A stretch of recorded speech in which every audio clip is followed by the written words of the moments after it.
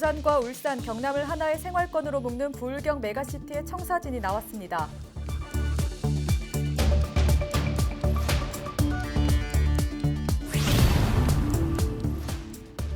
(2000년대) 후반 지역 상권 침체로 영화관이 사라졌던 마산 창동에 시민극장이 다시 문을 엽니다.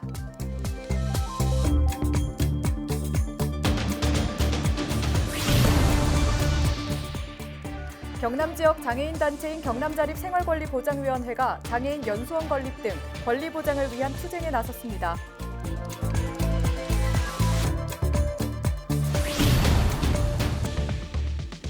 창원 출신의 세계적인 조각가 문신의 탄생 100주년을 맞아 특별전이 내년 국립현대미술관에서 열립니다.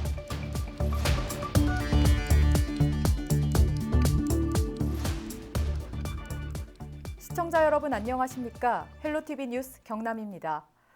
지방 소멸의 위기, 어제 오늘 이야기가 아닙니다. 그래서 부산, 울산, 경남, 이른바 동남권을 하나로 묶는 메가시티 조성의 필요성이 더욱 대두되고 있는데요. 세 개 시도가 함께 연구한 결과를 토대로 청사진이 제시됐습니다. 김수정 기자의 보도입니다. 지난 2000년부터 10년간 수도권에 유입된 청년층 인구는 무려 159만 명. 이 가운데 4명 중 1명이 부산, 울산, 경남 지역, 이른바 동남권 청년층입니다. 더욱 심각해지고 있는 지방 소멸의 위기 속에 해법으로 제시되고 있는 부울경 메가시티의 청사진이 나왔습니다. 시도 단위로는 이런 수도권의 쏠림 현상을 막기는 불가능해졌습니다. 부울경도 수도권처럼 하나의 권역으로 만들어서 부울경 메가시티가 청년들이 갈 만한 일자리, 그리고 청년들에게 필요한 교육이 이루어질 수 있는 그런 지역으로 만들어야만. 경상남도가 지난해 3월부터 부울경 세계시도 연구원이 공동으로 진행한 동남권 발전계획 수립 연구 결과를 발표했습니다. 부울경 1시간 생활권을 가능하게 하는 광역 대중교통망을 만들어 행정과 생활, 경제, 문화 공동체로 묶어야 한다는 것이 기본입니다. 행정구역은 4대 거점 도시인 부산과 울산, 창원, 진주가 중심입니다. 동남권 대학과 산학 협력, 재난 공동 대응, 수소 경제권 구축 등 분야별 110여 개의 주요 사업이 제시됐습니다. 세 개 시도를 하나로 합치는 만큼 지역민들이 체감할 수 있어야 한다는 점이 가장 큰 과제입니다. 단순히 경남 도민이나 부산 시민으로서가 아니라 동남권 전체의 주민으로서 받을 수 있는 여러 가지 기회와 혜택들에 대한 체감 정책들을 마련하는 게 되게 중요하다고 생각되고 그런 쪽에 초점을 맞출 예정입니다. 오는 2040년 인구 1,000만 명, 경제 규모 490조 원을 목표로 추진되고 있는 부울경 메가시티. 1년간의 공동 연구가 마무리되면서 세계 시도는 합동 추진단을 꾸려 내년 1월 지방자치법 개정에 따라 광역 사무를 전담할 가칭 동남권 광역 특별연합을 구성할 계획입니다. 헬로티비 뉴스 김수정입니다.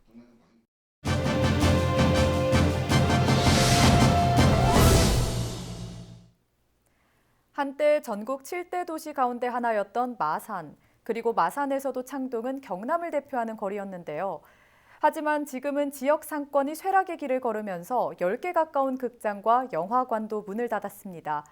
시민들의 가슴 속 추억의 장소인 시민극장이 다시 문을 열면서 원도심의 부활을 꿈꾸고 있습니다. 표영민 기자입니다. 사람들로 발 디딜 틈 없는 거리. 1970년부터 2000년 초반까지 경남의 명동으로 불리던 마산 창동입니다. 최고의 번화가답게 창동에만 시민극장과 강남극장, 동보극장 등 10개 가까운 극장이 영업했습니다.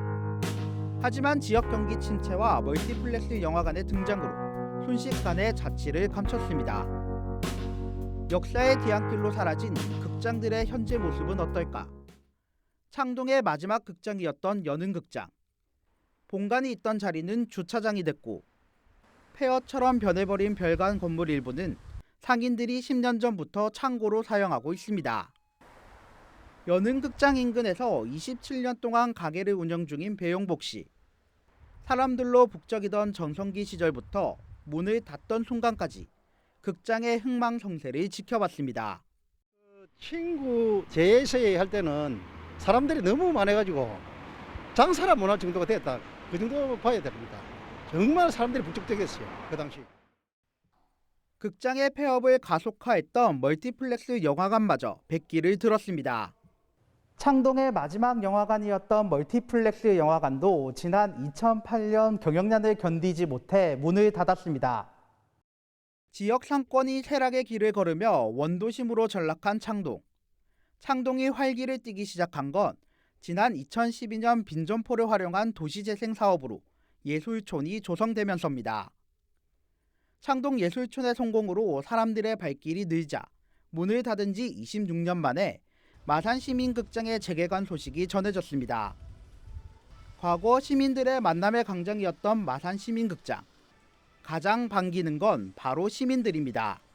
무조건 그랬어요. 학문당 앞이나 시민극장 앞에서 만나자. 거기서 만나가지고 뭐 밥도 먹고 커피도 마시고 하는 그런 시절이 기억이 나고, 또 왜냐하면 시민극장이 옛날에 극장에 영화를 보려면 돈이 없기 때문에 담치게 잡혀가지고 혼난 적도 있고 그런 추억들이 많이 납니다. 새롭게 재탄생한 시민극장은 단순히 영화 상영에서 벗어나 다양한 체험이 가능한 프로그램실과 시민극장 갤러리 등 복합 문화 공간으로 재탄생했습니다. 극장 내부는 현대적 느낌으로 꾸며졌고 석가래 등 100년 전 기복 건축 방식은 그대로 보존됐습니다. 옛날에 가지고 있던 시민극장, 즉 시민들이 가지고 있는 추억을 되살리기 위해서 영화 상영도 가능한 그런 공연장으로 만들려고 굉장히 애를 쓰고 있습니다. 창원시는 이달 말부터 시민극장이 운영되며 지역문화예술인들의 사랑방 역할을 할 것으로 내다봤습니다.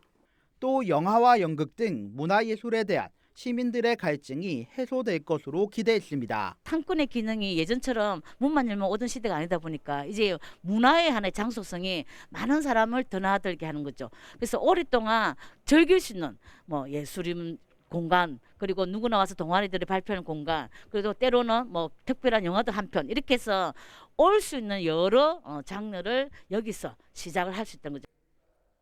26년 만에 다시 시민의 품으로 돌아온 마산시민극장. 도시 재생으로 되살아나고 있는 창동 상권에 윤활유 역할을 할 수 있을지 관심이 집중되고 있습니다. 헬로티비 뉴스 표영민입니다. 남해 설천과 이동면에 전원단지를 만들어 도시민들을 유치하고자 했던 남해군. 그런데 분양을 한 지 수년이 흘렀지만 미분양 상태인 곳이 상당하다고 합니다. 최신 트렌드를 고려하지 않았다는 지적이 나오는데 지역의 애물단지로 전락하지 않을까 우려 섞인 목소리가 높습니다. 조진욱 기자입니다. 2019년부터 분양을 시작한 남해군 이동면 화계 전원마을입니다. 도시민 유입과 지역 활성화를 위해 남해군이 조성한 곳으로 바다 전망이 강점으로 꼽힙니다. 이곳엔 최대 26가구까지 들어올 수 있는데 현장을 둘러보니 들어온 집은 한 곳뿐입니다. 간간히 집을 짓고는 있지만 16필지는 여전히 미분양입니다. 비슷한 곳은 또 있습니다. 이곳은 지난 2014년부터 분양을 시작한 남해 문항 전원마을입니다. 현재 20필지 가운데 절반 정도만 계약을 마친 상태인데요. 그래서 나머지 토지에 대해서 재분양 공고를 냈는데 단 한 건의 접수도 받지 못한 것으로 알려졌습니다. 남해의 전원단지들이 미분양에 허덕이는 겁니다. 두 전원단지를 조성하는 데 투입된 예산은 90억 원 정도, 군비만 70억 원 넘게 들어갔습니다. 지금 미분양 상태에 이것들을 그대로 분양을 한다면 한 38억이 들어온단 말이에요. 문학마을은 7년이고 하계마을은 지금 3년 차 접어 들어가고 있는데, 그래서 이것들을 빨리빨리 분양이 됐으면 이런 38억이라는 돈이 잠을 자고 있지 않는다 이 말이죠, 제 말은. 전문가들은 전원단지 조성 단계부터 미분양이 예상됐다고 말합니다. 주택용지간 단차가 낮다 보니 바다 조망권이 가려질 수 있고 가격 경쟁력도 떨어진다는 겁니다. 상시 분양이 아닌 점도 한몫했고 최신 트렌드와 맞지 않다는 지적도 나옵니다. 요즘은 그런 단지형보다는 개인들이 프라이빗하게 자기만의 장소와 시간을 가질 수 있는 이런 땅들이 잘 팔리고 있다. 그래서 요즘 트렌드는 좀 맞지 않지 않는가. 남해군은 일단 누구나 원할 때 계약할 수 있는 상시 분양으로 변경하기로 했습니다. 조망권 문제의 경우 택지를 합친 뒤 재분양하는 방안을 검토 중입니다. 인구 유입과 세수 증대라는 장밋빛 희망 속에 조성된 남해의 전원단지. 애물단지로 전락할 우려가 커지면서 새로운 대책 마련이 시급하다는 목소리가 높아지고 있습니다. SCS 조준욱입니다. 녹차는 따는 시기에 따라 그 이름이 다른데요. 24절기 중 청명 이전에 따는 녹차를 명전이라고 부릅니다. 명전은 매년 딸 수 있는 게 아닌데다 맛도 뛰어나 임금님께도 진상을 하지 않았다는 말이 있는데요. 올해 하동에서 최상급 녹차 명전 수확이 이뤄졌습니다. 조서희 기자가 현장을 다녀왔습니다. 싱그러운 초록빛을 내뿜는 녹차밭이 드넓게 펼쳐졌습니다. 추운 겨울을 이겨낸 어린 찻잎들은 따사로운 봄볕 아래에서 향긋한 내음을 풍깁니다. 올해 첫 수확에 나선 농민들의 손길엔 정성이 가득합니다. 예년보다 일주일 정도 빠른 해차 첫 수확. 덕분에 녹차 중에 최상급으로 알려진 우전보다도 더 귀한 명전을 만날 수 있게 됐습니다. 24절기 중 청명 이전에 수확하는 명전입니다. 기후 조건이 잘 맞아야 하는데 올해는 그 품질도 좋을 것으로 전망됩니다. 수년 전까지만 해도 제주도를 제외한 지역에서 명전을 따기는 쉽지 않았습니다. 하지만 지구온난화로 기온이 점차 오르면서 하동에서도 종종 명전 수확이 가능해졌습니다. 제가 2002년도에 3월 28일 날 한번 따보고 작년에 한 이틀 정도 따보고 올해 세 번째입니다. 명전차를 만든다는 게 참 마음도 많이 설레이고 또 그 작은 양을 따가지고 차를 만든다는 게 그런 기회가 흔치 않기 때문에 하동구는 이번에 수확한 명전을 야생차 홍보에 적극 활용할 계획입니다. 다음 달 열리는 야생차 축제를 넘어 내년에 개최될 예정인 하동 세계차 엑스포에서도 명전을 전면에 내세우기로 했습니다. 열흘 정도 따서 최고급 최상의 차를 뽑아내는 거죠. 그래서 이런 차들은 저희들이 뭐 판매도 하고 있습니다만은 다음 엑스포 때 활용할 수 있는 방안을 그렇게 찾고 있습니다. 따사로운 봄 기운과 함께 첫 수확을 시작한 하동 해차. 너무 귀해 임금님에게조차 진상하지 않았다는 명전이 앞으로 축제와 엑스포에서 어떻게 활용될지 주목됩니다. SCS 조사입니다.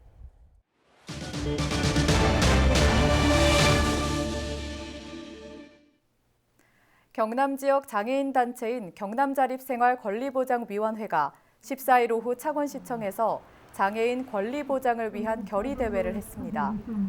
이들은 장애인들을 위한 정책이 쏟아지고 있지만 현실에 맞지 않고 여전히 삶은 열악하다고 주장했습니다.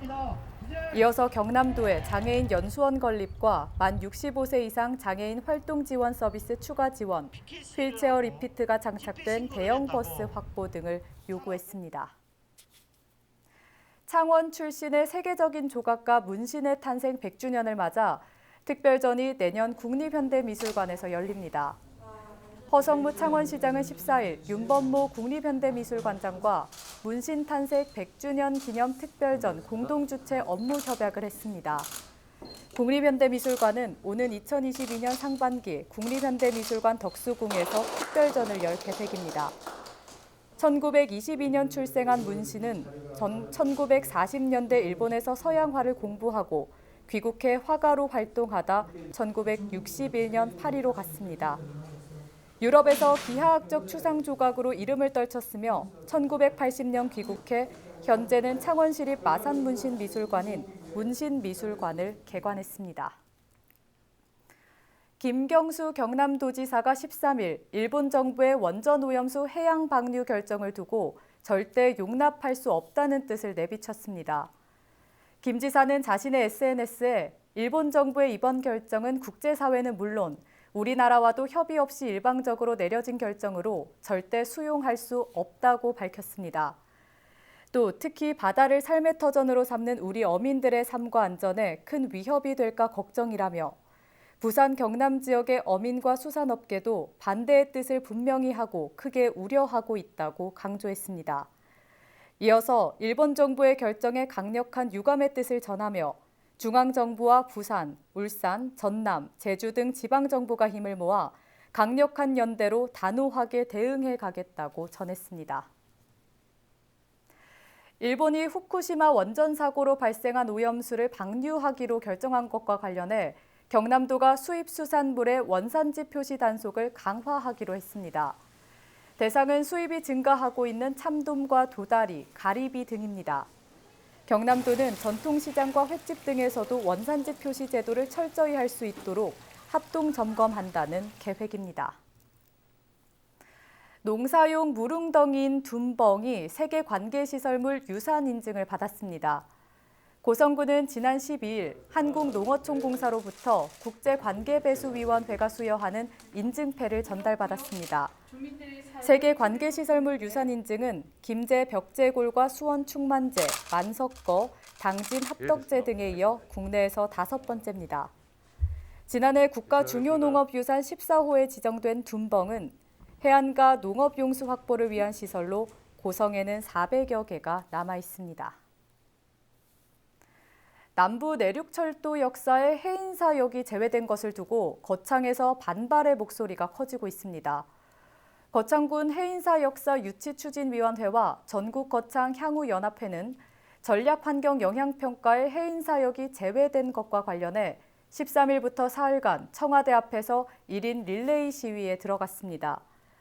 이들은 해인사역이 매년 100만 명이 넘는 관광객이 방문하는 해인사는 물론 인근 지자체와도 접근성이 높은 최적의 장소라고 강조했습니다.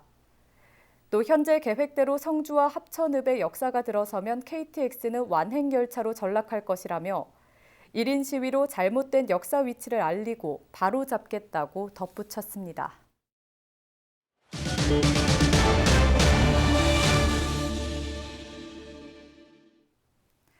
경상남도 경찰청이 한국도로공사와 한국교통안전공단과 함께 화물차에 대한 집중 단속을 실시합니다. 기간은 4월 한 달이며 단속 대상은 적재, 정비 불량을 비롯해 과속과 난폭 운전 등을 하는 화물차입니다. 한편 지난해 경남 지역 고속도로에서 화물차가 일으킨 사고는 35건으로 전체 127건 중 약 30%에 달합니다.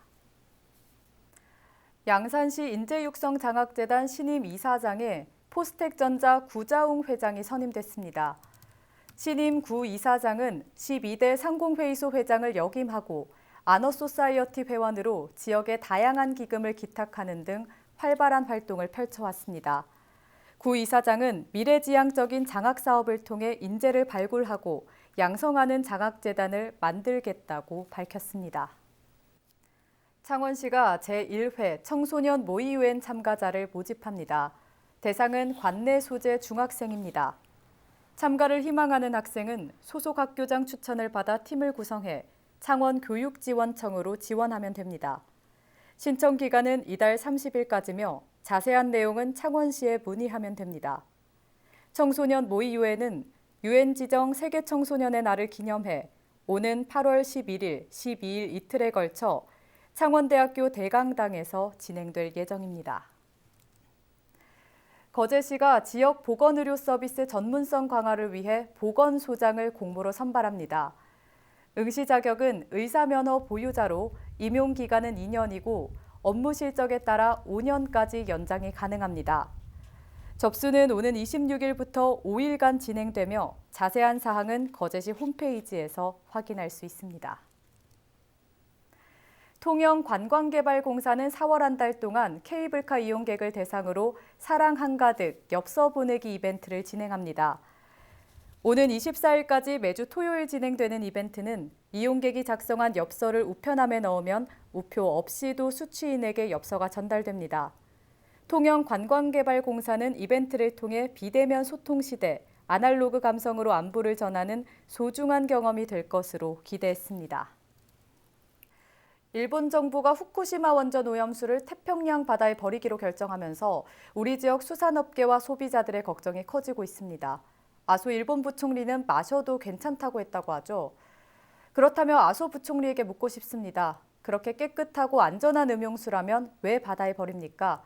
생수병에 담아 일본 강요들이 매일 마시면 되죠. 아니면 논밭에 주는 농업용수로 사용하든가 말이죠. 지역을 보는 창 헬로티비 뉴스, 여기서 인사드립니다. 감사합니다.